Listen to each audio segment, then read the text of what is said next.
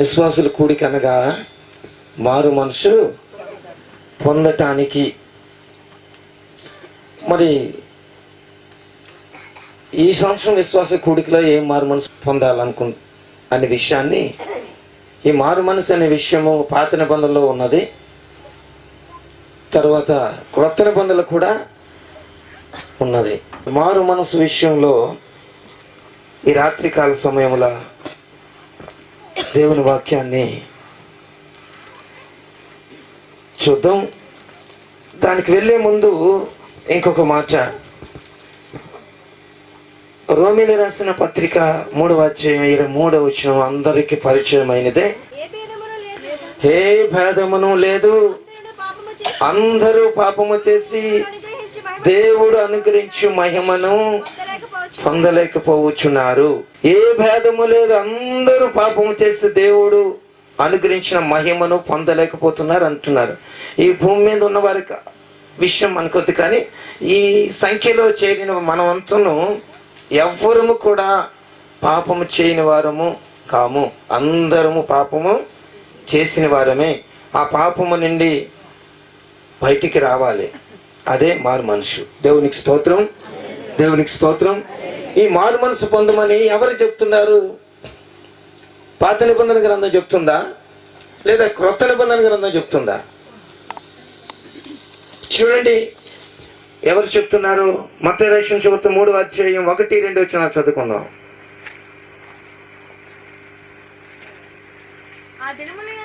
ఆ దినముల యందు బాప్తిసమిచ్చిన యోహాను వచ్చి పరలోక రాజ్యము సమీపించి ఉన్నది, మారు మనసు పొందుడని యూదయ అరణ్యములో ప్రకటించుచుండెను. ప్రార్థన చేసుకుందాం. ప్రార్థన. పరిశుద్ధ జీవాధిపతిని కొందనాలు, స్తోత్రములు, స్తుతులు చెల్లిస్తున్నాము తండ్రి. పరిశుద్ధ గ్రంథము నీది, వాక్యము నీవై ఉన్నావు. కూడి ఉన్న కుమారులు కుమార్తెలు నీవారు. దీనదాసునైన నేనును, నీ కుమారులకును నీ కుమార్తెలకును నీ దాసులకును దాసురాంట్లకును నీవే బోధించుమని యేసుక్రీస్తు నామమున ప్రార్థించున్నాము తండ్రి. ఆమేన్. నా ప్రియమైన సహోదరి సహోదరులారా, ఆ వాక్యము మరొకసారి చదువుకుందాం. ఆ దినముల యందు బాప్తిసమిచ్చిన యోహాను వచ్చి పరలోక రాజ్యము సమీపించి ఉన్నది, మారు మనసు పొందుడని యూదా అరణ్యములో ప్రకటించుచుండెను. యేసుక్రీస్తుకి త్రావచ్చు అంటే యేసుక్రీస్తు వస్తున్నాడని, యేసుక్రీస్తుని ప్రజలకు పరిచయం చేయుటకు ఈయన దేవుడు, ఈయన యేసుప్రభుని, ఈయనే లోక పాపములు మోసిపోయిన దేవుని కుర్రపిల్లని ఈ భూలోకానికి తెలియపరచుటకు, అలాగే యోధా దేశమునకు యోధా ప్రజలకు తెలియపరచుటకు ముందుగా వచ్చిన దూతగా వచ్చిన యోహాను ఏమంటున్నాడు? పరలోక రాజ్యము సమీపించి ఉన్నది, మారు మనసు యూదా అరణ్యములో ప్రకటించుచుండెను. ఏమి సమీపిస్తుందట? ఏమి సమీపిస్తున్నదని మారు మనసు పొందాలి? ఏమి వస్తున్నదని మారు మనసు పొందాలి? పరలోక రాజ్యము సమీపించి ఉన్నది కనుక మారు మనసు పొందుడని, అంటే పరలోక రాజ్యము సమీపిస్తున్నది కనుక మారు మనసు పొందాలి. అంటే మారు మనసు పొందే వారికే. దేవునికి స్తోత్రం. బాగా గమనించండి. పరలోక రాజ్యము సమీపిస్తున్నది కనుక ఏం చేయాలి? మారు మనసు పొందాలి. మారు మనసు పొందే వారికే పరలోక రాజ్యం. నాకొద్దు అనుకున్న వారికి పరలోక రాజ్యం లేదని నేను చెప్పట్లే, యోహాను గారు చెప్తున్నారు. యేసుక్రీస్తు ప్రభువుని మనకు పరిచయం చేస్తున్నా ఆ దూత ఈ మాట పలుకుతున్నాడు. అదే మాట మరొక ఆయన పలుకుతున్నాడు. చూడండి, మత్తయి రాసిన సువార్త 4వ అధ్యాయం 17వ వచనం. అప్పటి నుండి యేసు పరలోక రాజ్యము సమీపించి ఉన్నది కనుక మారు మనసు పొందుడని చెప్పుచు ప్రకటింప మొదలు పెట్టెను. దేవునికి స్తోత్రం, దేవునికి స్తోత్రం. ఈ మాట ఎవరు చెప్తున్నారు? ప్రభు కూడాను. యోహాను మారు మనసు పొందమంటండి యేసు ప్రభు మారు మనసు పొందమంటున్నాడు. ఎందుకు మారు మనసు పొందమంటున్నాడు? పరలోక రాజ్యము సమీపించి ఉన్నది కనుక మారు మనసు పొందుకుంటున్నాడు. మారు మనసు పొందే వారికే పరలోక రాజ్యం ఉన్నదని దాని అర్థం. చాలా జాగ్రత్తగా గమనించండి. అక్కడే కాదు, ఇంకొక దగ్గర కూడా ప్రభు వారు చెప్తున్నారు. లూకా రాసిన సువార్త 13:1-5 వరకు చదువుకుందాం. లూకా రాసిన సువార్త 13 పిలాతు గలిలయలోని కొందరి రక్తము వారి బలులతో ఆ కాలమున అక్కడనున్న కొందరు ఈ సంగతి యేసుతో చెప్పగా ఆయన వారితో ఇట్లా నేను ఈ గలిలయులు అట్టి హింసలు పొందినందున వారు గలిలయులందరికంటే పాపులని మీరు తలంచుచున్నారా? కారని మీతో చెప్పుచున్నాను. మీరు మారు మనస్సు పొందని ఎడల మీరందరూ అలాగనే నశింతురు. దేవునికి స్తోత్రం. ఏమంటున్నాడు? యేసుక్రీస్తు ప్రభు ప్రకటన చేస్తూ అనేక మంది ఆయన చుట్టూ చేరి ఉన్నప్పుడు అందులో నుండి కొంతమంది వచ్చి ప్రభు వారికి చెప్తున్నారంట. ఏమని చెప్తున్నారు? పిలాతు గలిలయైన కొందరి రక్తాన్ని వారి బలులతో కలిపేశాడు. అంటే బలి అర్పించేశారు కనుక ప్రభువు దగ్గరికి వచ్చి చెప్తున్నారు, ఇలాగా బలి అర్పించేశారు ఏంటి అని చెప్పి. ప్రభు అంటున్నాడు, ఏంటి ఆ పని తప్పు చేశారని అడగట్లేదు. ఏమంటున్నాడు?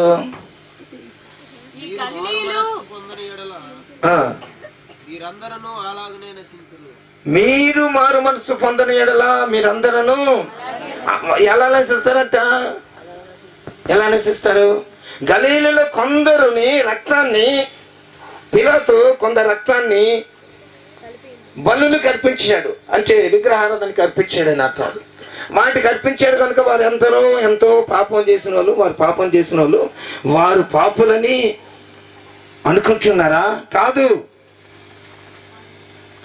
మీరు మారు మనసు పొందకపోతే మీరందరూ వారిలాగా నశిస్తారంట. ఈ మాట ఎవరు చెప్తున్నారు? నేను చెప్తున్నానా? పాత నిబంధన చెప్తున్నదా? క్రొత్త నిబంధన చెప్తున్నది. దేవునికి స్తోత్రం. అలా మారు మనిషి మీరు పొందకపోతే వారి వల్లే నశించిపోతారు. ఇంకో మాట అంటున్నాడు అక్కడే, మరియు షియోలములోని గోపురము పడి చచ్చిన ఆ 18 మంది యెరూషలేములో కాపురం ఉన్న వారి కంటే అపరాధులని తలంచుచున్నారా? కారని మీతో చెప్పుచున్నాను. మీరు మారు మనసు పొందని ఎడల మీరందరూ ఎలా నశిస్తారట?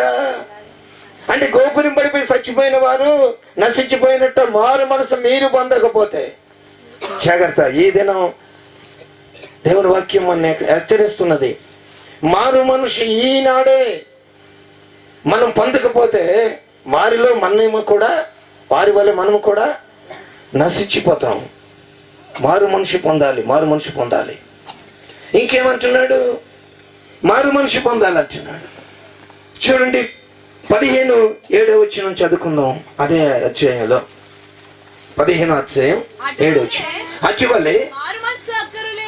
అచ్చువలే మారు మనసు అక్కరలేని 99 మంది నీతిమంతుల విషయమై కలుగు సంతోషము కంటే ఒక్క పాప విషయమై ఎక్కువ సంతోషము కలుగును. చాలా మనం దాన్ని అడుగుతాను. నీతిమంతులుగా ఉండాలనుకున్న వాళ్ళు ఎంతమంది ఉన్నారు? నీతిమంతులుగా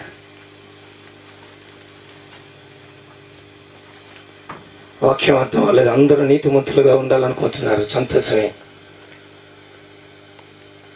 మళ్ళీ చదవండి. అటువలే మారు మనిషి అక్కరలేని 99 ఎంతమంది? నీతిమంతులకి ఏంటి అక్కర్లేదు? నా సహోదరులారా బాగా గమనించండి. నీతిమంతులకు ఏం అక్కర్లేదు? మారు మనసు అక్కర్లేదంట. మారు మనసు అక్కర్లేని వారందరూ ఏమై ఉన్నారు? నేను చెప్పట్లే. ఇందులో మారు మనసు అక్కర్లేని వారంతా ఏమై ఉన్నారు?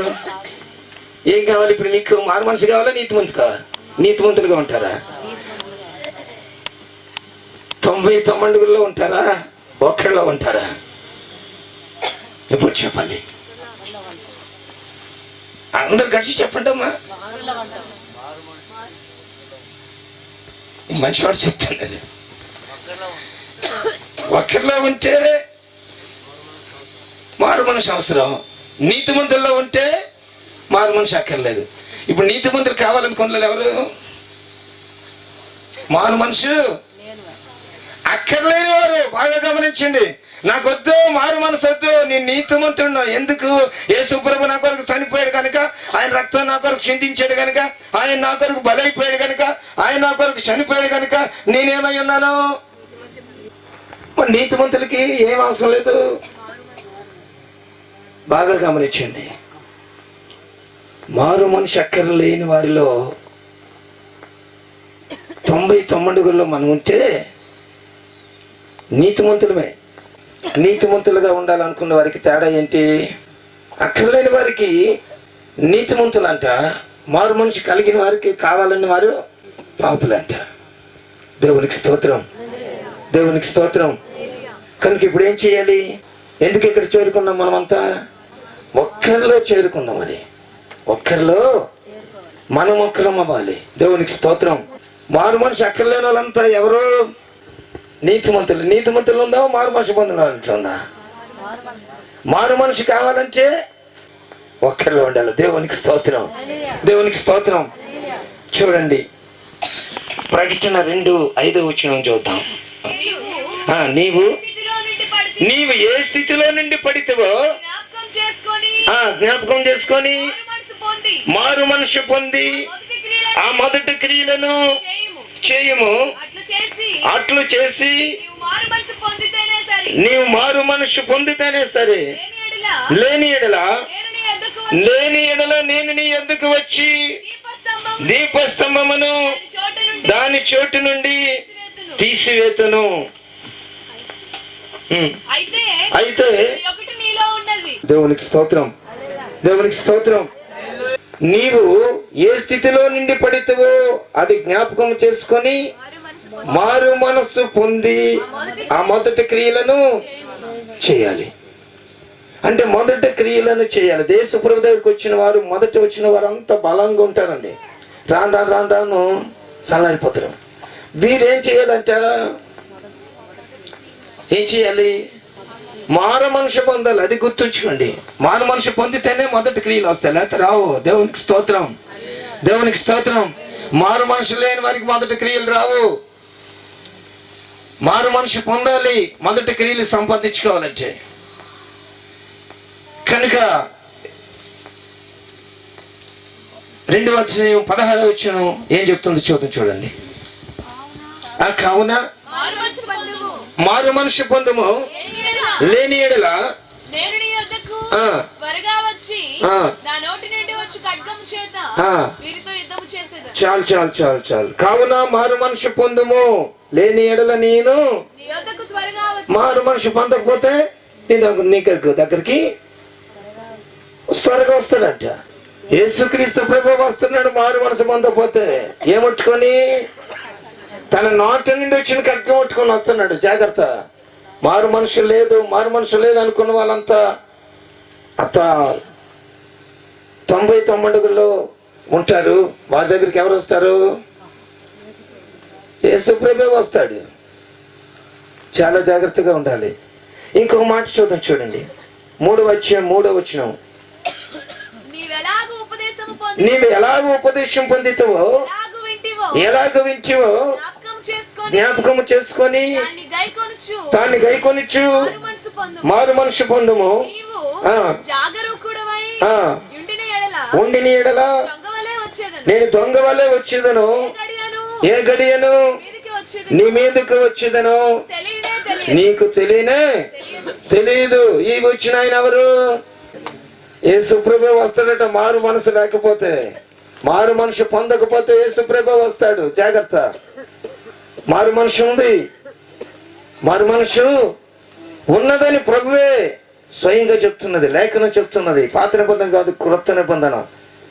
మత్తయి సువార్త నుండి ప్రకటన వరకు హెచ్చరిస్తూనే వస్తున్నది. ప్రకటన 3:19. నేను ప్రేమించిన వారిని అందరినీ గద్దించి శిక్షించుచున్నాను కనుక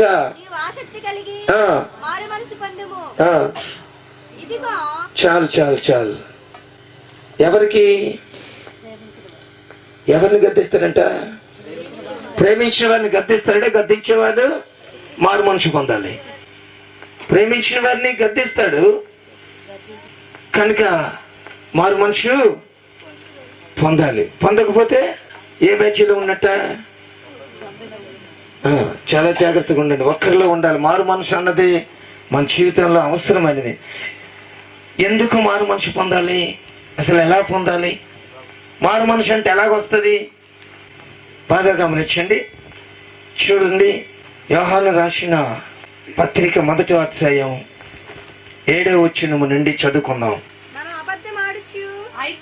యోహాను రాసిన మొదటి పత్రిక 1వ అధ్యాయం 7వ వచనం. అయితే ఆయన వెలుగులో ఉన్న ప్రకారము మనమును వెలుగులో నడిచిన యెడల మనము అన్యోన్య సహవాసము గలవారమై ఎందుము.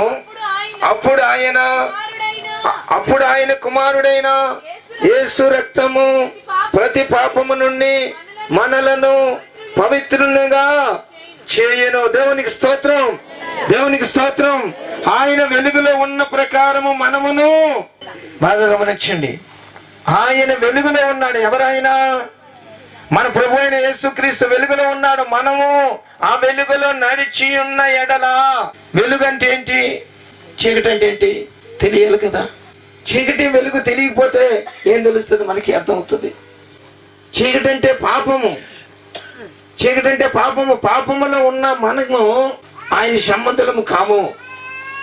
ఆయన వెలుగు కనుక, ఆయన పాపము లేనివాడు కనుక మనమును పాపము లేనివారు మై ఉన్న ఎడలా. బాగా గమనించండి. అప్పుడు ఆయన రక్తము ప్రతి పాపము నుండి మనలను. దేవునికి స్తోత్రం, దేవునికి స్తోత్రం. ఆయన వెలుగులో ఉన్నాడు అంటే ఆయన పాపము లేనివాడు కనుక మనము పాపము లేనివారమైతేనే ఆయన రక్తం మన మీద పనిచేస్తుంది. దేవునికి స్తోత్రం, దేవునికి స్తోత్రం. ఒకవేళ పాపంలో మనం ఉంటే ఆయన రక్తం మనకి పనిచేయట్లేదని లేఖనం చెప్తున్నది. ఇది సత్యం. చూడండి, 8వ వచనంలో ఏమంటున్నాడు? మనం పాపము లేని వారమని చెప్పుకుని నీడలా మనలను మనమే మోసపుచ్చుకుందాం, మరియు మనలో సత్యం ఉండదు. మనలో పాపము లేదు అనుకుని చెప్పుకున్న వారందరిలో ఏముంది? సత్యం ఉందా? వారిని వారు మోసపుచ్చుకొనిచున్నారు. మనం మోసపుచ్చుకోకూడదు, మనం మోసపోకూడదు. ఇది లేఖనమే చెప్పుచున్నది, లేఖనమే చెప్పుచున్నది. ఎందుకు ఇవన్నీ ఇబ్బందులు? ఎందుకు మనకి? చక్కగా మన సహోదరులు 2 గంటలో 3 గంటలో ప్రార్థన నుండి వెళ్ళిపోయి చక్కగా పాపం లేదనుకుని చెప్పుకునే బ్యాచ్లో మనం ఉండి ఈ రోజు ఈ నిద్ర లేకుంటే 5 రోజులు మనకెందుకు ఇబ్బంది? ఇక్కడ ఏమని ఉంది? మనము పాపము లేని వారమని చెప్పుకుని ఎడల మనలను మనమే. అంటే పాపము లేదని చెప్పుకున్న వారందరూ ఏమై ఉన్నారు? వారిని వారే మోసపుచ్చుకొంచున్నారు. అది గుర్తుంచుకోండి. వారిని వారే మోసపరుచుకొంచున్నారు. మనము ఇంకేమంటుంది అక్కడ? మనలో సత్యం ఉండదు. ఇంకా మన పాపములను మనము ఒప్పుకుని ఎడల ఆయన నమ్మదగిన వాడు, నీతిమంతుడు గనుక ఆయన మన పాపములను క్షమించి సమస్త దుర్నీతి నుండి మనలను పవిత్రులుగా చేయను. దేవునికి స్తోత్రం, దేవునికి స్తోత్రం. పాపమును ఒప్పుకుని ఎడల ఆయన నమ్మదగిన వాడు, నీతిమంతుడు గనుక ఆయన మన పాపములను క్షమించి. చాలు. ఎవరి పాపాలు క్షమిస్తానంటున్నాడు? ఒప్పుకున్న వారి పాపములా, ఒప్పుకోకుండా ఉన్నవారి పాపములా? నీతిమంతులుగా ఉన్నవారి పాపం క్షమిస్తానంటున్నాడా? ఎవరి పాపాలు క్షమిస్తానంటున్నాడు? మారు మనుషు కొరకు పాపమును ఒప్పుకున్న వారిని క్షమిస్తున్నాడు. మారు మనిషి పొందుటకు పాపము ఒప్పుకోవటం వణుకున్న వారిని క్షమిస్తున్నాడు. చూడండి అక్కడ 10వ వచనం, మనము పాపము చేయలేదని చెప్పుకుని యెడల ఆయనను మరియు ఆయన వాక్యము మనలో ఉండదు. దేవునికి స్తోత్రం, దేవునికి స్తోత్రం. మనలో పాపము లేదని చెప్పుకుని యెడల ఎవరిని అబద్ధికులు చేస్తున్నావు? ప్రభు అయిన యేసుక్రీస్తుని అబద్ధికునిగా చేస్తున్నారు. పాపము లేదని చెప్పేవారందరూ అదే బ్యాచ్. నేను కాదు అంటున్నది. ఎవరంటున్నారు ఆ మాట? దేవుడే ఆ మాటను రాయించాడు యోహాను ద్వారా. పాపము లేదనుకుని చెప్పుకున్న వారందరూ అబద్ధికులు.